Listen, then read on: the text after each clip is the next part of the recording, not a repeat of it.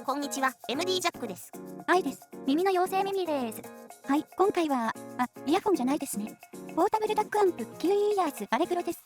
とっても小さいですね。そうだね。販売ページの写真で見てると大きさ麻痺するよね。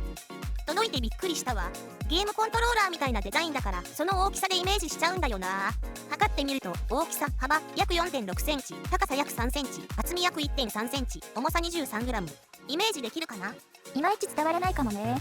じゃあこれでどうだ？イヤーチップ4個分の幅より小さい。そうね、これなら伝わるんじゃない？コントローラーの十字キー AB ボタンはデザインで実際に機能するわけじゃないんですけど面白いですよね。だよね。このデザインの面白さと QE イヤーズからのモデルだってことがきっかけでレビューやってみようと思ったんだよね。ボタン操作はサイドのボリュームプラスとマイナスだけっていうのもシンプルでいいよね。背面のちっちゃいインジケーターは PCM 再生でブルー、 DSD 再生でレッドが点灯するよ。パッケージ内容はこれだけよ。外箱も小さいね。スマホ近差しだと鳴らしきれないな。なんていう場合にポータブルダックアンプ使うんでしょ？こんなに小さくて大丈夫なのかな？確かにちょっと心配になるかもだけど、小さいからパワー不足でしたなんてことになったら誰も買わないよ。家で一番鳴らしづらいヘッドフォンアーカーゲー K712 プロを鳴らしてみたけどしっかり鳴らせたんで心配ないよ。そっか。本体が激アツになったりしてない？ほんのり温まる程度。全然気にならなかったね。ダックチップが ES902892M ですね。903892M は割と見かけましたけど、どう違うんですかね？私もあんまり詳しくないけど 903892M の買いモデルの位置づけのようで 902892M は手頃な価格のモデルに使われてるってことだね。そういえば価格は8000円台で買えるみたいね。ポータブルダックアンプとしてはリーズナブルなんじゃないかしら。さて今回はいろいろと聞き比べてみたよ。まずフェーズ1として手持ちのポータブルダックや据え置き型のモデルと聞き比べてみた。QE イヤーズアレグロに対し価格帯と大きさが近い EPG-TP20、少し大きいけど価格帯は近い PO911、ポータブルではないけど PO911、そして一番使っている PO97。曲はボーカルもの、インスト、数曲に絞りました。接続はデスクトップ PC、アレグロ用のドライバーは不要。使用した音楽プレイヤー、チューンブラウザではわさぴアレグロで認識されます。ソース音源は24ビット 96kHz 以上のフラッグを使用しました。DSD 再生も少し行いました。すべてバランス接続です。使用イヤホンは最近レビューを終えたばかりのキファインデルシーとトゥルースイヤーヘキサを使用しました。トゥルースイヤーヘキサは 1DD プラス 3BA のハイブレッドモデル。1DD のキファインデルシーよりダックの違いが分かりやすいなぁというのが最初の印象。他の比較モデルとの印象をざっくり言うと EPG-TP20 アレグロより少しパワフルで厚みも感じる。PO911 アナログっぽい質感で低域が結構グイグイくる。PO-K11 より締まった質感で奥行きも感じられる。PO-K7 よりさらに奥行きを感じ空間表現がしっかり感じ取れる。アレグロは他の比較モデルに対し低域が少し軽くなる傾向でその分中高域が目立ちやや平面的に感じた。K7 はポータブルじゃないのでこれ以上の比較はしなかったのよね。違いはあったのかな？結構違いあったね。空間表現に関して広く感じる方が印象が良かったのでアレグロはちょっと不利な結果になったかな。とはいえポータブルの利点、小さいという点では圧倒的だよね。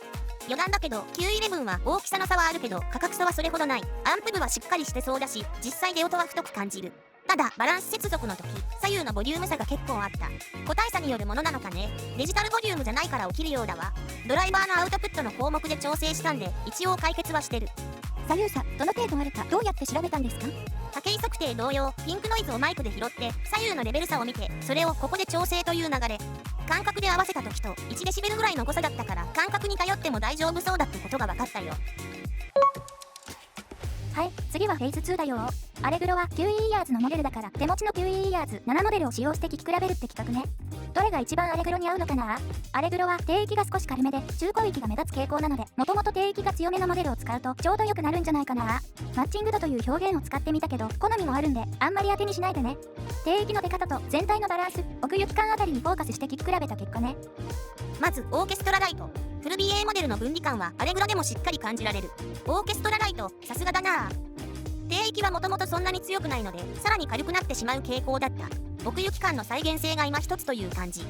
次のクインテッドはドライバーの数も種類も豊富でオーケストラライトと似た結果で低域が軽くなることと奥行き感が今一つになる傾向だったね。プレイナーモデルのメロディーはこの中では一番鳴らしづらかったのでボリュームは結構上げましたけどアレグロでしっかり鳴らせました。少し暗めな質感のためかあまりマッチしたという印象は持てなかったです。チューニングスイッチ付きハイブリッドモデルカルテットはもともと結構低域が強めで質感もいい。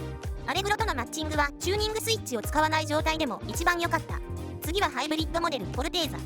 低域より中高域以上が目立つ感触系サウンドなので、さらに軽くなってしまう傾向ではあったが、思ったほどではなく、想像以上に良くて、低域の輪郭がはっきり聞き取れた。1DB ミドルエントリーモデルカデンツァ。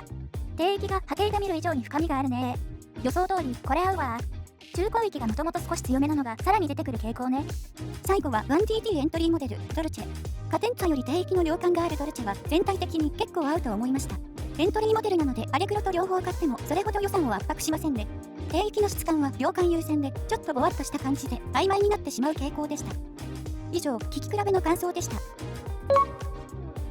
低域の出方と全体のバランス、奥行き感中心に聞いた結果では、カルテット、カデンツァ、ドルチェあたりが合いそうな印象だった。アレグロには低域が強めなモデルと合わせるといいんじゃないかと思う。